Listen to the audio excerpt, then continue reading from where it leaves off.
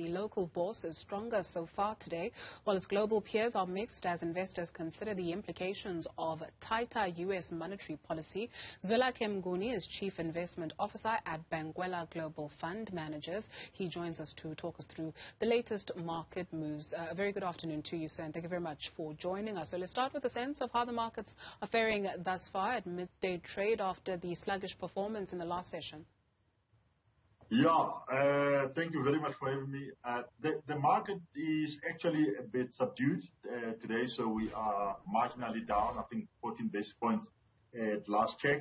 I think the one area where we've seen quite a lot of positives is in the area of resources, particularly gold and platinum. Those sectors are doing very well in light of the fact that we are moving to an environment where there is a lot of uncertainty, there is a lot of panic about where rates could be headed in the US in particular, but Europe, and we've heard for the first time that Japan is also seeing a bit of inflation. So the whole environment is actually quite uncertain for financial assets, particularly equities and bonds. Right. Let's take a look at news coming from Capitec. They've announced an employee share scheme in the hopes of improving their BBBEE score in the coming years. What to make of that R1 billion deal? Yeah, I mean, the deal itself is small. I mean, it's a R1 billion transaction on a 250 billion market cap company. So it's not really meaningful. I think it's 0.5%. But I think where I think there is a positive is that they are actually doing a BE deal with staff, and they're giving their staff a 50% discount on the deal, so that the first 500 million they'll write off as employee cost, and then the other 500 they funding it through a prime plus one funding basis, and they've created layers of additional allocations. So every employee in the business would get shares, but what they are saying is if you've been there for 3 years, for example, you get 15%. If you are black, you get 15%. If you've been more than 5 years, another 15%. So they've created quite a few layers that benefit their employees.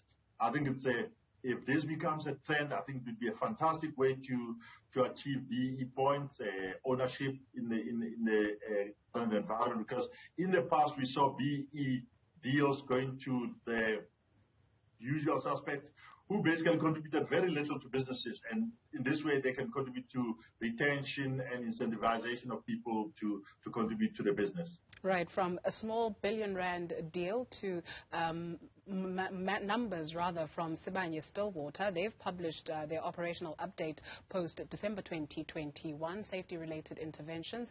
In light of the possible strike in that mining company, what do the numbers tell us? Yeah, the numbers look, I mean, they did give guidance, and I think in the main, the numbers are in line with guidance. I mean, some are slightly below guidance. For example, in the US, they in line with guidance, the bottom range of the guidance.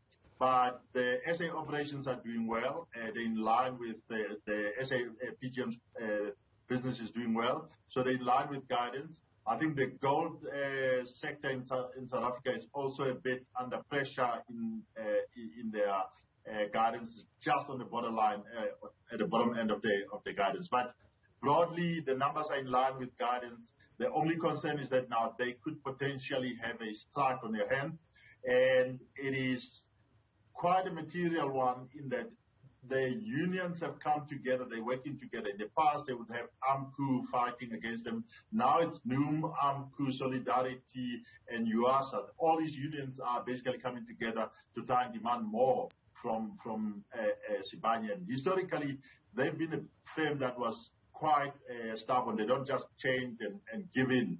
So you might see a protracted strike that will impact on production, the amount of production that they can bring to the market in the next few months. Indeed. So Storage is looking for 550 million rand from their shareholders as it looks to build scale in South Africa and in the United Kingdom. What do we need to understand about those developments? Yeah, I think it's part of their strategy to basically expand or have a balanced portfolio between South Africa and offshore markets.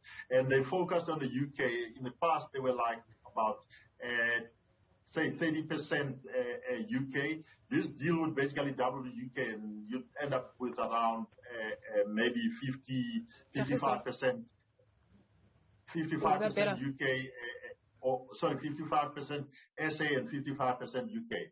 So certainly it is a deal that is in line with what they've been saying. It looks like it's a reasonable transaction in terms of the revenue, the rental yield that they're getting from this. But I mean, I think it's a long-term play that they're taking on the UK to try and balance the weakness in the rand versus the offshore markets.